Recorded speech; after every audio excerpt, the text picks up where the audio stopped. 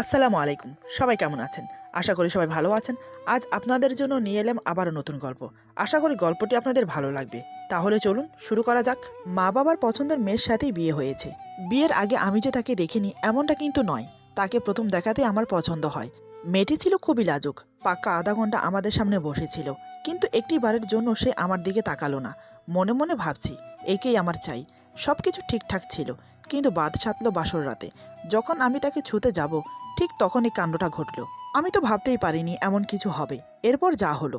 আমার নাম মোহাম্মদ রিফাত আহমেদ। মা বাবা আর আমি মিলে আমাদের ছোট্ট একটা সংসার। বাবা সরকারি চাকরিজীবী, নাম মোহাম্মদ সৈয়দ আহমেদ। মা গৃহিণী, সারাদিন আমাদের নিয়ে ভাবেন আর ঘরের কাজ সামলান। ঘরে যে কাজের লোক নেই এমনটা কিন্তু নয়, সেও বাড়ির সম্পূর্ণ কাজ করে মায়ের সাথে সাথে। আমাকে নিয়ে তাদের অনেক স্বপ্ন, ভালো পড়াশোনা করাবে, ভালো জব করব, এই আর কি। পড়াশোনা মাস্টার কমপ্লিট করলাম। আমার ইচ্ছে নিজে বিজনেস করব, কারণ বাবাকে দেখেছি চাকরি করতে, পরের কথা মতো চলতে হয়। আমার এসব হবে না। নিজে বিজনেস করব, নিজের মর্জির মালিক হব। আমার কথা শুনে মা বাবা আপত্তি করলো না। ব্যাংকে যত টাকা জমা ছিল সব টাকা আমার হাতে তুলে দিল বাবা।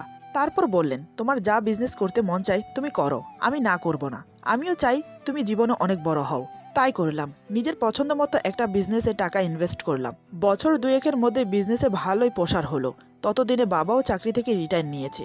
এদিকে মা প্যারা দিচ্ছে আমার নাকি বিয়ের বয়স পেরিয়ে যাচ্ছে, এখন বিয়ে না করলে নাকি পরে আর ভালো মেয়ে পাবো না। বাবা তাতে সায় দিল। তারপর আর কি, আমার জন্য মেয়ে দেখা শুরু হলো।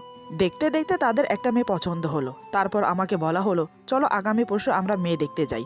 আমাদের তো পছন্দ হয়েছে, তোর পছন্দ হলেই আমরা পাকা কথা বলবো। আমিও ঠিক আছে বলে পরশুদিন গেলাম তাদের সাথে মেয়ে দেখতে। সত্যি বলতে মেয়েটা ভারী সুন্দর, আমার বেশ পছন্দ হয়েছে। কিন্তু মেয়েটা আমাকে একটি বারের জন্য দেখলো না। বেশ লাজুক টাইপের মেয়ে। এমন মেয়ে আমার ভালো লাগে। মনে মনে ভাবছি, বিয়ে যদি করি তাহলে একেই করব।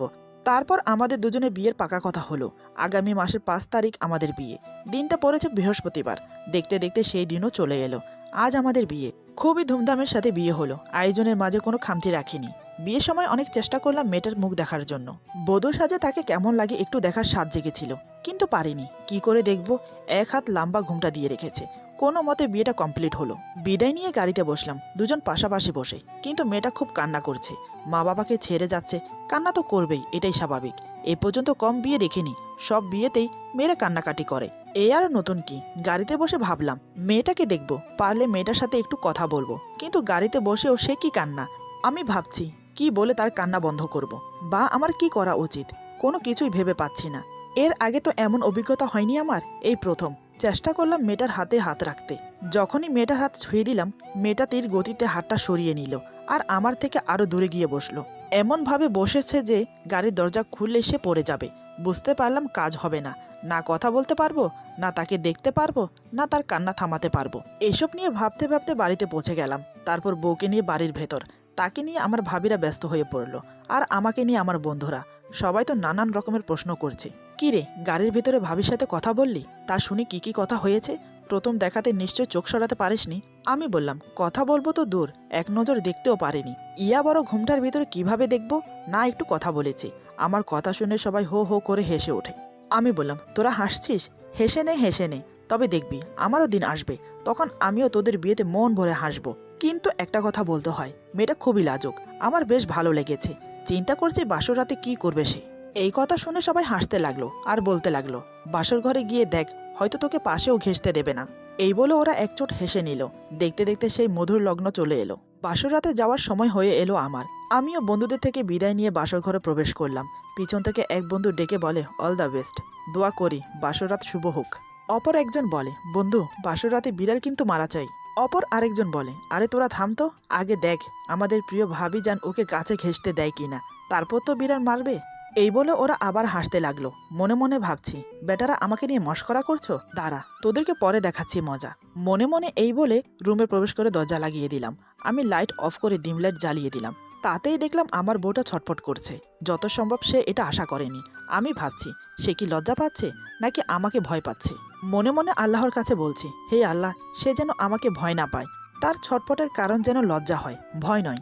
এই ভেবে আমি ধীরে ধীরে ওর কাছে গিয়ে বসলাম। আমি বসতে এসে আরেকটু পিছিয়ে গেল। আমি বললাম, তোমার কি ভয় করছে? ডিম লাইট বন্ধ করে লাইট অন করব? সে বলে, না ঠিক আছে। এই প্রথম সে আমার সাথে কথা বলল। মনে মনে খুব খুশি হলাম। কণ্ঠস্বর কত মিষ্টি। আমি বললাম, তাহলে ওভাবে পিছিয়ে গেলে কেন? সে কোনো কথা বলল না। আমি এবার ২ পা উঠে খাটে বসলাম। সে দেখি আবারও পিছিয়ে যাচ্ছে। আমি বললাম, আর পিছিয়েও না, এবার পিছলে কিন্তু খাট থেকে পড়ে যাবে। এই কথা শুনে সে থমকে বসলো। আমি বললাম, তুমি কি লজ্জা পাচ্ছ? মেয়েটা মুখে কিছু না বলে মাথা নেড়ে সম্মতি জানায়। আমি বললাম, লজ্জা পাওয়া ভালো। লজ্জা নারীর উর্বরতা বৃদ্ধি পায়। তবে নিজের স্বামীর কাছে কিসের লজ্জা? আমার যে তোমাকে খুব দেখতে ইচ্ছে করছে। আমি কি তোমার ঘুমটা সরাতে পারি? সে কিছু বলল না। কথায় আছে না, চুপ থাকা সম্মতির লক্ষণ। আমিও তাই ভেবে ঘুমটা সরিয়ে দিলাম। তাকে দেখে আমার চক্ষু চড়ক। এ কি আমার বউ, নাকি কোনো অপ্সরা আমার ঘরে এসেছে? কয়েক মিনিটের জন্য আমার চোখ ধাঁধিয়ে গেল। সে তো লজ্জা পেয়ে চোখ বন্ধ করে নিয়েছে। তাতে করে আরো রোমান্টিকতা বৃদ্ধি পাচ্ছে। আমি তার চিবুক ধরে মুখটা উঁচু করে ধরে বললাম, মাশাআল্লাহ, অপূর্ব লাগছে। তোমার মুখের লাবণ্য যেন চুয়ে চুয়ে পড়ছে। মনে হচ্ছে যেন আকাশের চাঁদ আমার ঘরে চলে এসেছে। সে আমার কথায় আরো লজ্জা পেল। আমি বললাম, তুমি আমাকে দেখবে না? আমার দিকে তাকাও। আমার কথা শুনে সে চোখ খুলে তাকালো, তাও যেন অনেক লজ্জায়। সে আমার চোখে চোখ রেখে আবার চোখ সরিয়ে নিল। আমি বললাম, কি ব্যাপার, চোখ সরিয়ে নিলে যে? আমাকে দেখবে না? বিয়ের আগেও তুমি আমাকে দেখোনি। সে লজ্জায় মাথা নিচু করে রেখে আমাকে বলে, দেখেছি। আমি একটু অবাক হয়ে বললাম, কখন, কিভাবে? আমি তো জানতাম না। সে কোনো জবাব না দিয়ে অন্যদিকে ফিরে রইল। আমি বললাম, কি হলো বলো, কিভাবে দেখলে? সে লজ্জা পেয়ে মুখ অন্যদিকে ফিরিয়ে রাখলো। বুঝতে পারলাম আমার লজ্জাবতী বউ বলবে না, কিন্তু এভাবে চুপচাপ থাকলে আজ বাসর রাতটাই তো মাটি হবে। কিন্তু আমি তো তা হতে দেব না। আমি বললাম, তুমি এভাবে চুপ থাকলে তো হবে না, কথা বলো। আজ আমাদের বাসরাত। বাসরাতের মানে বোঝো? বাসরাত মানে স্বামী স্ত্রী একে অপরের মনের কথা জানবে। তারা চোখে চোখ রেখে রাতভর গল্প করবে। তাদের মনের মিলন হবে, এমনকি দেহের মিলনও হবে। কিন্তু তুমি এভাবে চুপ থাকলে আমার তো মনে হচ্ছে আজ রাত কিছুই হবে না। আমি শুধু বলেই যাচ্ছি আর সে শুনে যাচ্ছে, কিন্তু কোনো কথার উত্তর দিচ্ছে না। আমি বললাম, চলো আগে নামাজ পড়ে নিই। এই কথা বলে আমি উঠে দাঁড়ালাম। সেও আমার সাথে সাথে উঠে দাঁড়িয়ে আমাকে সালাম করে। মনে মনে ভাবছি, সব এড়িয়ে গেলেও সালাম করাটা এড়িয়ে গেল না। আমি একটু মুচকি হাসলাম। তারপর দুজন মিলে নামাজ পড়ে নিলাম। নামাজ শেষ করে দুজন খাটে বসেছি মুখোমুখি। ঘড়ির দিকে তাকিয়ে দেখি রাত তখন 2টো বাজে। মিম নিচের দিকে তাকিয়ে আছে। আপনাদের তো বলতে ভুলেই গেছি, আমার স্ত্রীর নাম মিম। আমি কিছুক্ষণ ওর মুখের দিকে তাকিয়ে রইলাম, কিন্তু সে অন্যদিকে ফিরে আছে। আমি কিছু না বলে চেষ্টা করলাম ওর হাত ধরতে। তাতেই হলো বিপত্তি। সে চট করে হাতটা সরিয়ে নিল। তারপর আমতা আমতা করে বলে, ইয়ে মানে আমার ঘুম পাচ্ছে, আমি ঘুমাবো। এই কথা শুনে তো আমার মাথায় হাত। আমি পুরো অবাক হয়ে ওর দিকে তাকিয়ে রইলাম। মেয়েটা বলে কি, বাসরাতে কেউ ঘুমায়? আজ রাতে যে কিছু হবে না সেটা উপলব্ধি করতে পারছি, কিন্তু কি করব, বউটা আমার বেশ লাজুক।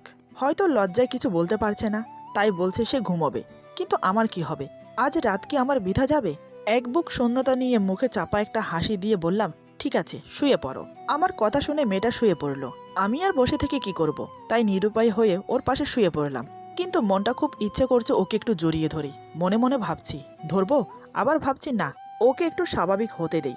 যতই মনকে বোঝাতে চাই না কেন, মন আমার শুনতে রাজি না। সে শুধু বারবার একই কথাই বলছে, জড়িয়ে ধর। আরে ভয় কিসের, এটা তো তোর বিবাহিতা স্ত্রী। শেষমেশ মনের কথাই শুনতে হলো। আমি ধীরে ধীরে ওর কাছে গিয়ে গা ঘেঁষে শুয়ে পড়লাম। তারপর আস্তে আস্তে ওকে জড়িয়ে ধরলাম। মেয়েটা মনে হয় ঘুমিয়ে গেছে, কোনো নড়াচড়া করছে না, নাকি ঘুমের ভান ধরে আছে। যেভাবেই থাকুক তাতে আমার কি, বউটা আমার, আমি যেমন খুশি তেমন করতে পারি। ওকে জড়িয়ে ধরার সাথে সাথে আমার ভেতর একটা তুফান বইতে শুরু করলো। নিঃশ্বাসটা ভারী হয়ে আসছে আমার। শরীরের ভেতর যেন কেমন একটা উষ্ণ গরম ভাব প্রবলভাবে বেড়ে উঠছে। আমার ইচ্ছে করছে ওকে আরো শক্ত করে জড়িয়ে ধরি। এক কথায় বলতে গেলে নিজেকে নিয়ন্ত্রণ করতে পারছিলাম না, তাই ভুলটা করেই বসলাম। আমি ওকে আরো শক্ত করে জড়িয়ে ধরি। তারপর ওর ঘাড়ে কিস করতে শুরু করি। আমার এই জোড়াজড়িতে তার ঘুম ভেঙে গেল। সে চোখ গোল গোল করে আমার দিকে তাকিয়ে আছে। ডিম লাইটের আলোতে তা স্পষ্টভাবে দেখতে পেলাম। হঠাৎ মিম আমাকে ধাক্কা দিয়ে উঠে বসে। তারপর বুকের কাপড় ঠিক করে আমাকে উদ্দেশ্য করে বলে, কি করছেন আপনি? দেখুন, এসব ঠিক না। ওর এই কাণ্ড দেখে আমার মেজাজটা বিগড়ে গেল। তারপর ঠান্ডা মাথায় নিজেকে স্বাভাবিক করে বললাম, কেন, কি হয়েছে? এখানে খারাপ কি দেখলে? এই বলে আমি তাকে আবার জড়িয়ে ধরলাম। এবার সে চেঁচিয়ে বলে, আমি কিন্তু চিৎকার দেব। ওর কথাটা শেষ হওয়ার সাথে সাথে আমি আর দেরি করলাম না। ওকে চিৎ করে শুইয়ে ওর ঠোঁটে ঠোঁট রেখে চেপে ধরলাম। 2 হাত চেপে ধরে আছি। সে নিজেকে ছাড়ানোর চেষ্টা করছে, কিন্তু আমার সাথে পেরে উঠছে না। অনেকক্ষণ ধরে ওর ঠোঁটে কিস করলাম। ততক্ষণে সে হাঁপিয়ে উঠেছে। আমি ঠোঁট ছেড়ে দিয়ে তার চোখে চোখ রাখলাম। দেখি মিম চোখ বন্ধ করে বড় বড় করে নিঃশ্বাস ফেলছে। আমি আলতো করে তার কপালে একটা চুমো দিলাম। তারপর বললাম, আই লাভ ইউ। এই বলে ছেড়ে দিলাম। আজ এতটুকুই, বেশি কিছু করতে গেলে আবার কেঁদে না দেয়। তাই কিছু করলাম না, ওর পাশে শুয়ে পড়লাম। তারপর থেকে মেয়েটা আমাকে বাঘের মতো ভয় পায়। আমার থেকে সবসময় দূরে দূরে থাকে। রাতে আমার সাথে এক খাটে ঘুমায় না। আমিও তাকে কোনো কিছুর জন্য জোরাজুরি করি না। সময় হলে এমনি ঠিক হয়ে যাবে সেই আশায়। এভাবে প্রায় মাস কেটে গেল, কিন্তু না, তার একটুও পরিবর্তন হয়নি। একদিন সে ওয়াশরুম থেকে ফ্রেশ হয়ে বেরিয়ে এলো। আমার চোখ তার দিকে আটকে গেল। চেহারায় যেন লাবণ্য ফুটে উঠেছে। আমি আর নিজেকে ধরে রাখতে পারলাম না। তার সৌন্দর্যতা যেন আমাকে টানছে। আমি গিয়ে তাকে জড়িয়ে ধরলাম। মিম বলে, প্লিজ আমাকে ছেড়ে দিন। আমি বললাম, ছাড়বো না, তুমি আগে একটা ইয়ে দাও। মিম বলে, আমি দিতে পারবো না। আমি বললাম, দিতে পারবে না তুমি? মিম বলে, না। আমি বললাম, আচ্ছা ঠিক আছে, তোমার দিতে হবে না। এই বলে আমি ওকে ছেড়ে দিয়ে আমার ফোন আর মানিব্যাগ নিয়ে বাইরে যাব। এমন সময় মিম বলে, এই আপনি কোথায় যাচ্ছেন? আমি বললাম, বাইরে। মিম বলে, কোথায়? আমি বললাম, এক ফ্রেন্ডের বাসায়। মিম বলে, কেন? আমি বললাম, সে আমাকে অনেক পছন্দ করে, তাই তার কাছে যাচ্ছি। মিম এবার লাফ দিয়ে আমার সামনে এসে দাঁড়িয়ে বলে, কেন? আপনি সেখানে যাচ্ছেন কেন?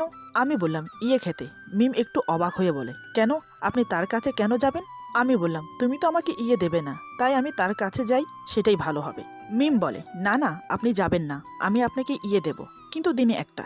আমি বললাম, দিনে একটা মানে বছরে 365টা। থাক, তার চেয়ে ভালো আমি ওর কাছেই যাই। সে আমাকে মাসে অন্তত 300টা দেবে। মিম বলে, আচ্ছা ঠিক আছে, আমি দিনে 5টা দেব, তার বেশি কিন্তু না। আমি বললাম, ঠিক আছে, এখন তাহলে দাও। মিম বলে, এখন? রাতে দিলে হয় না? আমি বললাম, না, এখন দিতে হবে। মিম বলে, ঠিক আছে, কিন্তু আপনাকে চোখ বন্ধ করতে হবে। আমি বললাম, কেন? মিম বলে, আমার লজ্জা করে। আমি বললাম, ঠিক আছে, এই বলে চোখ বন্ধ করলাম। মিম আমার সারা মুখে 5টা কিস করে দৌড়ে চলে গেল। মেয়েটা আসলেই লজ্জা পেয়েছে।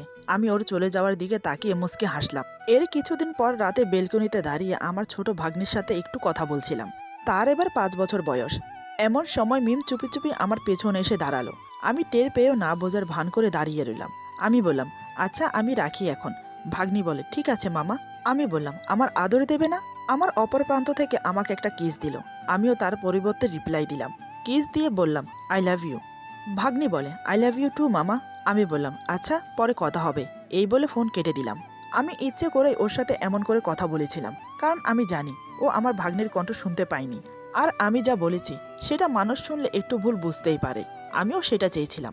আমি পেছনে ঘুরতেই মিমকে দেখে একটু ভয় পাওয়ার ভান করলাম। দেখলাম মিমের চোখ লাল হয়ে আছে। আমি বললাম, কি ব্যাপার, তুমি এখানে কখন আসলে? একবার বললে না? মিম বলে, কার সাথে কথা বলছিলেন? আমি বললাম, কই কেউ না তো। মিম বলে, মিথ্যে বলবেন না, আমি শুনেছি। আমি বললাম, কি শুনেছো? মিম বলে, আপনি ফোনে কাকে যেন আই লাভ ইউ বললেন, আবার একটা ইয়েও খেলেন। কে মেয়েটা? আমি বললাম, ছিল একজন। কেন, তোমার জ্বলছে? মিম বলে, জ্বলবে না কেন? আমার ভালোবাসার মানুষ অন্য কাউকে ভালোবাসি বলবে, আমার কি জ্বলবে না? আমি ওর মুখের কাছে মুখ নিয়ে বললাম, সত্যি কি তুমি আমাকে ভালোবাসো? এবার মেয়েটা কান্না করে দিল। কান্না করতে করতে বলে, কেন আপনি বোঝেন না, সবকিছুকে মুখে বলতে হয়? আমি এবার পাশে একটি সোফায় বসে মিমকে আমার কোলে টেনে বসালাম। মেয়েটা কোনো বাধা দিল না। আমি বললাম, তার মানে আমার পাগলিটা আমাকে ভালোবাসে? মিম মাথা নিচু করে বলে, হুম। আমি বললাম, তাহলে আমার থেকে এত দূরে থাকো কেন? মিম বলে, লজ্জা লাগে। কিন্তু তাই বলে আপনি অন্য কাউকে ভালোবাসবেন? আমি ওর মাথা আমার বুকে রেখে বললাম, আরে পাগলি, ওটা আমার ছোট ভাগ্নি ছিল। মিম বলে, আমি বিশ্বাস করি না। আমি বললাম, আচ্ছা ঠিক আছে, আমি তোমাকে কল রেকর্ড শোনাচ্ছি। আমার ফোনে অটো রেকর্ড চালু আছে, আমি সেটা ব্যবহার করলাম। তারপর সে একটু শান্ত হলো। মিম বলে, সরি। আমি বললাম, কেন? মিম বলে, আপনাকে সন্দেহ করার জন্য। আমি বললাম, এর জন্য তোমাকে শাস্তি পেতে হবে। মিম একটু ভয় পেয়ে বলে, কি শাস্তি? আমি বললাম, আজ থেকে তুমি আমাকে তুমি করে বলবে। মিম বলে, ঠিক আছে, এ আর এমন কি? আমি বললাম, শুধু তাই নয়, আজ থেকে আমার সাথে খাটে শোবে আর আমার বুকে মাথা রেখে ঘুমোবে। মিম বলে, না এটা হয় না। আমি বললাম, আচ্ছা তাহলে আমি যাই। মিম বলে, কোথায়? আমি বললাম, সেই ফ্রেন্ডের বাসায়। মিম বলে, মেরে ফেলবো। আমি বললাম, কাকে? মিম বলে, তোমাকে। আমি বললাম, কিভাবে? মিম বলে, এইভাবে। এই বলে আমার ঠোঁটে ভালোবাসার ছোঁয়া দিয়ে দিল। আমি ওকে কোলে তুলে বেডরুমে নিয়ে গেলাম। মিম বলে, এই কি করছো, ছাড়ো আমাকে। আমি বললাম, না এখন আর ছাড়ছি না। মিম বলে, কি করবে তুমি? আমি বললাম, এতদিন যা করতে দাওনি তাই আজ আদায় করব। মিম বলে, কি বলো তুমি? এই এখনই করবে? আমার খুব লজ্জা করবে। কাল করলে হয় না? প্লিজ। আমি বললাম, না হয় না, আমার এখন চাই, তা না হলে আমি কিন্তু আমার ফ্রেন্ডের বাসায় চলে যাব। মিম বলে, না না ঠিক আছে। ততক্ষণ আমি তাকে বিছানায় শুয়ে তার উপর শুয়ে পড়েছি। তার চোখে চোখ রেখে অজানা এক দ্বীপে হারিয়ে যাচ্ছি। তার নাকের মাথায় আলতো করে চুমো খেলাম। তারপর নাকের উপর নাক রেখে চোখে চোখ রেখে বললাম, ভালোবাসি তোমাকে, বড্ড বেশি ভালোবাসি, সেই প্রথম দেখা থেকে। তোমার এই লাজুক লাজুক ভাব আমাকে বড্ড পাগল করেছে তোমার প্রতি। I love you লক্ষ্মীটি। মিম বলে, আমিও তোমাকে ভালোবাসি। এই বলে 2 হাত দিয়ে আমাকে শক্ত করে জড়িয়ে ধরে। আমিও তাকে জড়িয়ে ধরে আদর দিতে থাকি। এভাবে কিছুটা সময় কেটে যায়। আমি তার কানে ফিসফিস করে বললাম, আজ আমি তোমাকে অন্যরকম ভালোবাসতে চাই, তুমি আমাকে কোনো বাধা দিও না। মিম বলে, সেটা আবার কি? আমি বললাম, ন্যাকা করছো? তুমি জানো না শারীরিক মিলন করতে চাই। এই কথা শুনে মিম বলে, না না, আমি পারবো না, আমাকে মাফ করো। আমি বললাম, সবকিছুতে না না করো কেন? আমি বলছি আমার চাই, তা না হলে আমি ফ্রেন্ডের বাসায় চলে যাব। তার থেকে শারীরিক ভালোবাসা সব পেয়ে যাব। সে তোমার মতো না না করবে না। এই কথা শুনে মিম আর বাধা দিল না, এক কথায় বলে দিল, তোমার যা চাই আমি সব দেব, সব করব, কিন্তু তুমি আমাকে ছেড়ে অন্য কারোর কাছে যেতে পারবে না। আমি বললাম, সত্যি তো? আবার না না করবে না তো? মিম বলে, কখনোই করব না। আমি বললাম, ঠিক আছে, তবে হয়তো একটু ব্যথা পাবে, চেঁচাবে না কিন্তু, পরে কিন্তু সব ঠিক হয়ে যাবে।